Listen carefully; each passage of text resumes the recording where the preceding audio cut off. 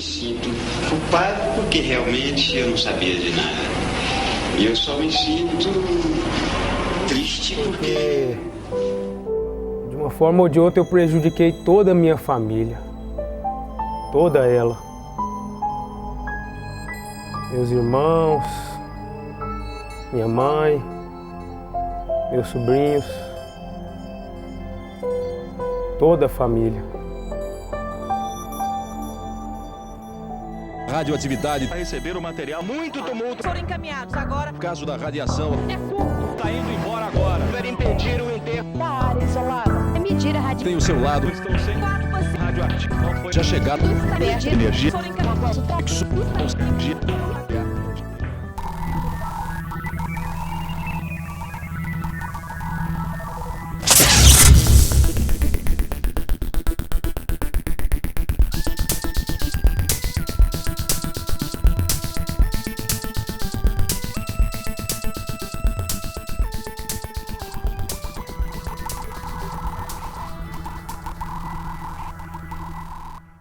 No dia 13 de setembro de 1987, o Wagner e o Roberto encontraram nos escombros do antigo Instituto Goiano de Radiologia, onde hoje é o centro de convenções, ali nas esquinas da Paranaíba com a Tocantins. Era domingo, depois, pouco antes do almoço, quando eles pegaram aquele um carrinho desses de construção, da construção civil, levaram para a Rua 57, a residência do Roberto. Na época do acidente, eu era repórter da TV Anhanguera. Era repórter e apresentador. Apresentava o Bom Dia Goiás. Era repórter da televisão Brasil Central em 1987. Na época do acidente, com sede 137, eu trabalhava na TV Brasil Central e na área da produção, na editoria de cidade. Na época do acidente com o Césio, eu trabalhava na TV Anhanguera, era repórter lá. Eu era jornalista da TV Anhanguera, né, afiliada da Rede Globo em Goiás. Eu era repórter, eu tinha já 5 anos como repórter e eu fui cobrir o acidente sem saber que era o acidente com o Césio 137, né? E eu tinha passado antes numa padaria e eu vi, a padaria tinha um anúncio de emprego que era assim, precisa de moça para trabalhar que seja branca. E eu achei que minha pauta seria aquela naquele dia. Falei, eu quero fazer essa matéria. Mas cheguei na redação e falei, não, olha, tem uns ferros contaminados na vigilância sanitária, vai para lá que a sua pauta é essa. Aí eu pensei, poxa, a minha pauta lá do anúncio de emprego era muito melhor, né? Essa pauta é muito ferros contaminados.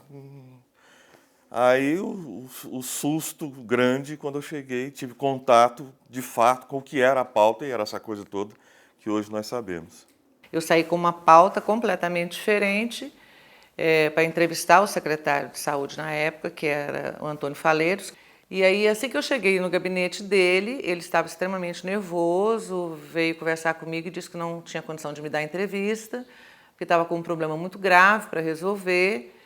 E não podia me atender naquela hora. Eu percebi que ele estava muito nervoso. Ele falou, não, é porque tem umas pessoas que estão passando mal, já com suspeita de contaminação, a gente não sabe o que é, pode ter sido por um gás, não sabemos ainda. Eu estou tomando conta disso, estou providenciando técnicos e uma estrutura para poder verificar o que está acontecendo.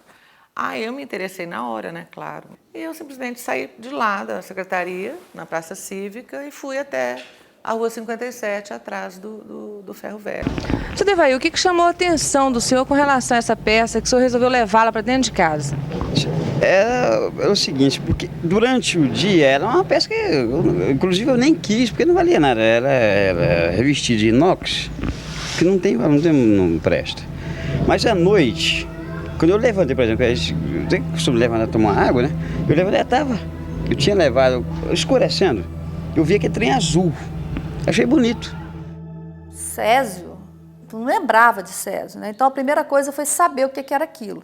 O que era o Césio, descobrir o que era, como é que funcionava. E a gente foi aprender na prática.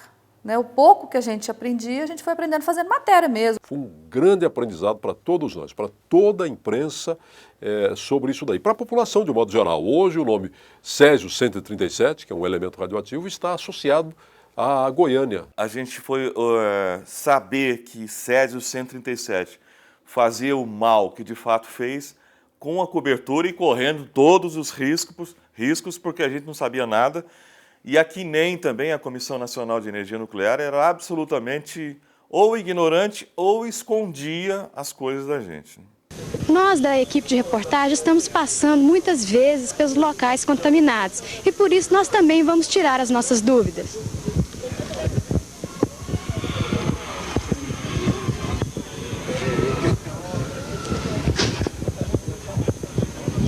Durante esse período, as principais fontes, né, era a Secretaria da Saúde, que a Vigilância Sanitária, né, fazia parte da Secretaria de Saúde, a CNEM e muitos professores também da universidade. Mas, na realidade, a Secretaria de Saúde é que coordenou essas reuniões. E a gente fazia reuniões diárias. E eu quero deixar bem claro para você que nós nunca escondemos absolutamente nada da imprensa. Se alguma coisa não foi falada é porque nós desconhecíamos. A Secretaria de Saúde de Goiás não tinha uma equipe específica para tratar desse assunto e nem a Comissão Nacional de Energia Nuclear tinha também. Não existia um staff, uma estrutura própria para tratar com a imprensa sobre o acidente. E é óbvio que isso fez falta. O acidente com o Césio era algo assim muito fora do padrão. E de fato, eu acho que eles erraram, porque eles não souberam, naquela época, para os padrões da época, montar uma estrutura um pouco mais eficiente. Mas foi o que eles deram conta de montar. E aí a gente demandava também muita informação que eles não sabiam, e daí que trazia esse tanto de fonte. Eu cheguei em casa, eram umas 10h30, 11 horas. Aí eu vi aquele clarão, um clarão azul. Aí eu desliguei as luzes do depósito e saí procurando e eu encontrei a cápsula. Aí eu peguei ela e pus bem perto do olho assim. E fiquei olhando aquele azul, coisa linda. Eu era apaixonado por aquele troço. Tem um episódio interessante, porque a partir de um determinado momento, os órgãos oficiais, a CNEM e a Secretaria de Saúde, começaram a omitir informações. E teve um episódio muito ilustrativo disso, que foi a escolha do local onde depositar os rejeitos radioativos.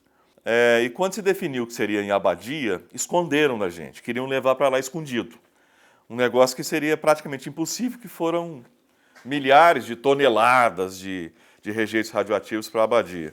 Mas no dia de levar o primeiro caminhão, a primeira leva de lixo, nós não sabíamos para onde ia. Um colega ligou para o governo do estado, eu não me lembro para quem, e se passando por um oficial da Polícia Militar. Ele falou: aqui é o Coronel Mota. Eu vou dar suporte para a transferência do lixo e até agora não sei para que lugar é esse, onde vai ser depositado esse lixo. Ele se passando pelo coronel. Aí ele não era daqui e ele falava ao telefone, falava em voz alta para que nós ouvíssemos e entendêssemos para onde ia o tal lixo, né? Aí ele repetia em voz alta: sim, BR-060, BR-060, Abadia. Muito obrigado, estou indo para lá. Aí quando o primeiro caminhão de lixo radioativo chegou em Abadia, estávamos todos lá esperando. Driblamos a vigilância deles. A gente falava pelos rádios dos carros, rádio amador mesmo, de carro. E a produção passava para a gente, ó, endereço tal, vítima tal, foi descoberto mais uma vítima, ou uma casa contaminada, fulano está passando mal, a suspeita que teve contato. Então a produção também fez um trabalho extremamente profissional, e eu acredito que de todas as emissoras, porque a gente muitas vezes não tinha acesso direto ao médico, ao físico, ao técnico, porque eles estavam em campo, isolados, aí tinha que fazer muito por telefone, então a produção foi fundamental. Às vezes o repórter vai para a rua, né? E lá na rua que ele ligava para a gente, no rádio escuta, falava, o que você tem de informação? E você não tem nada para o repórter? O preconceito teve uma participação fundamental da imprensa, porque na medida em que nós não tínhamos informação, não tínhamos formação sobre aquele tipo de cobertura, né? Eu não sou físico, eu não tenho nenhuma facilidade nessa área de física, matemática, essa coisa. E você cobrindo uma coisa em que você depende visceralmente das informações que são passadas para você. E que essas informações nem sempre são muito claras e nem sempre são muito honestas. Então, tudo que te passam, você passa para as pessoas, passa para a população. Eu era um repórter muito jovem na época, então a gente passava muita coisa errada, a gente passava muita coisa mal passada, mal digerida, e acho que isso deve ter gerado muita confusão e gerado muito preconceito também. Apesar das explicações dos técnicos da Comissão Nacional de Energia Nuclear de que o mercado da Rua 74 não foi atingido pela radiação, os comerciantes daqui estão em dificuldades. Os fregueses praticamente sumiram. As vendas têm sido pequenas realmente? Não estamos vendendo nada. No começo ela causou mais preconceito, isso que eu estou dizendo, deu a notícia da forma que a pessoa imaginou que fosse. Então ele acabou floreando muito a notícia e ela aí sim causa preconceito. Goiânia está contaminada, toda Goiânia está contaminada, porque noticiários no começo era assim, toda Goiânia está contaminada. Houve um vazamento de radioatividade em determinado lugar. Então isso foi ruim, sim. Agora, a partir do momento que eles começaram a entender melhor o que estava acontecendo, porque estavam acompanhando o trabalho muito de perto, aí eu creio que eles tenham ajudado, sim. Eu, pessoalmente, tive um estigma comigo quando eu estive em Brasília, numa reunião que eu tinha que fazer no Ministério, e pernoitando em Brasília eu tive uma cólica renal. E de madrugada eu fui para o hospital, fui pegar o táxi, que o cara viu que eu era secretário de saúde de Goiás e não quis me levar, ele não deixou entrar no carro dele. Então isso aconteceu com várias pessoas. Agora, foi papel da imprensa? Deve ter sido, porque a pessoa fora do estado só ficou sabendo através da imprensa, não é? Agora, por que criou essa onda? Não sei se teve assim uma participação intensa da imprensa querer fazer com que o estigma acontecesse. Ela simplesmente noticiou o fato e as pessoas entenderam como quiseram entender. Né? Eu acho que a imprensa ela pode ser acusada de um monte de coisa, mas eu acho que ela não pode ser culpada pela forma como as pessoas reagem a uma informação que ela dá. Agora, não é por conta disso, porque as pessoas vão ser preconceituosas, que as notícias não podem ser dadas. Eu não concordo com isso. Assim, eu acho que quem tem que ser responsabilizado pelo preconceito é quem discrimina. A culpa da imprensa no preconceito que as pessoas possam ter tido contra a Goiânia é por conta do alarme que o acidente gerou. Quem difundiu esse alarme foi a imprensa. Mas a imprensa, que é sempre o porta-voz de uma sociedade, às vezes ela amplia para poder buscar audiência. Seja o jornal, seja a televisão, seja o rádio. Às vezes ela busca carregar as tintas para conquistar audiência, para chamar atenção para o fato. Mas como esse fato era um negócio que as pessoas ignoravam totalmente, na medida que você divulgava, você já assustava. E ao gerar um susto, né, você fomentava um preconceito.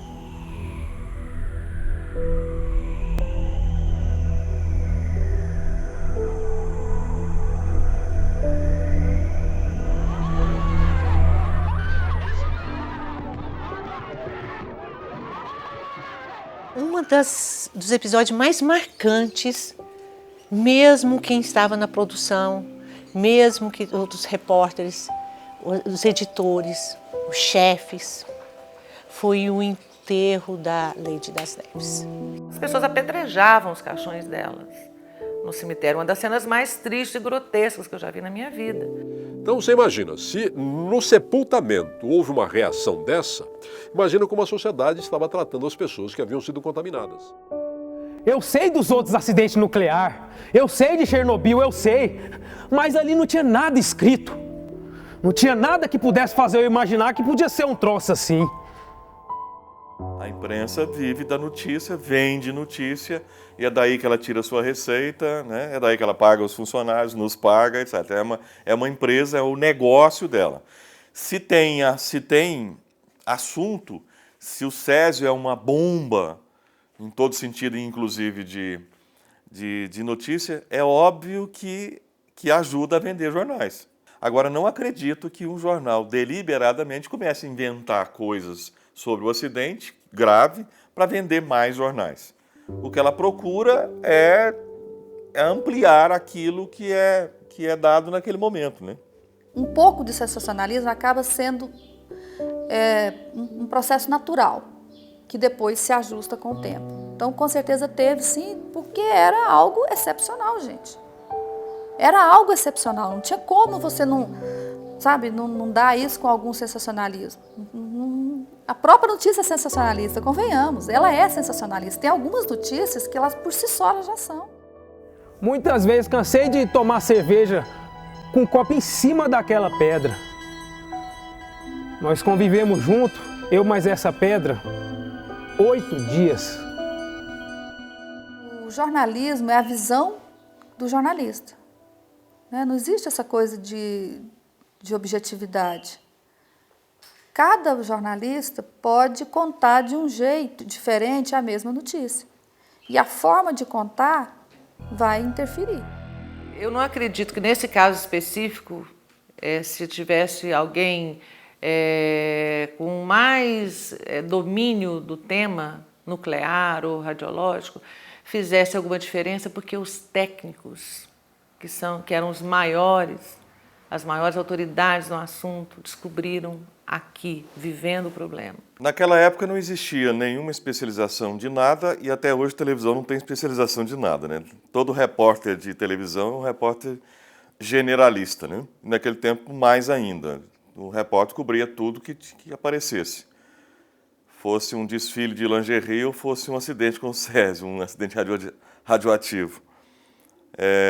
A gente era especialista em tudo e ignorante sobre tudo também, né? Eu acho que está passando da hora de eu morrer também, sabia? Esse troço me trouxe muita... eu sei lá, eu não tenho mais alegria de viver, não. Com todos os erros que nós cometemos, eu acho que a gente ainda assim fez um trabalho bem legal, sabe? Porque você pensar que ninguém sabia o que era, que não tinha jornalista preparado para isso, não tinha profissionais na saúde, gente, não tinha. Eu fico pensando que a gente poderia ter feito bobagem, a gente podia ter espalhado o pânico, a gente podia ter contribuído mais para que o pânico ocorresse. E não, assim, até que para o que foi, eu acho que a gente conseguiu fazer um trabalho legal. O Césio 137 foi o episódio mais dramático que eu participei na minha vida profissional. Acho muito difícil que haja outro na minha vida. E foi um divisor de águas na minha vida profissional, porque até então eu nem sabia direito se eu seguiria mesmo a carreira, porque eu tinha feito o curso de Direito muito recente. E o Césio foi que impulsionou a minha carreira e foi um propulsor na minha vida profissional. E eu sinto uma gratidão pela vida de ter tido a oportunidade de estar presente nesse acontecimento. Muito. Eu olho e falo assim, que bom que eu tive, que bom que eu tenho essas memórias. Pelo ineditismo do acidente, né, eu acho que a imprensa não foi a mais nem a menos, ela fez o papel dela. Eu acho que eu fui além do meu papel, porque hoje, se eu, com a experiência de vida que eu tenho, como profissional de 25 anos depois, eu jamais entraria naquele ferro velho. Porque uma coisa é você buscar informação, a outra é você colocar a sua vida em risco atrás de uma informação. Mesmo que a imprensa transforme um evento como esse num escândalo, é necessário que ele venha à baila, que as pessoas saibam. É necessário que todas as pessoas saibam de tudo. Transparência é fundamental para tudo. Não só para um acidente dessa proporção, é para qualquer coisa. A gente tem que ficar sabendo, mesmo que a gente vá sofrer sabendo. Saber é fundamental.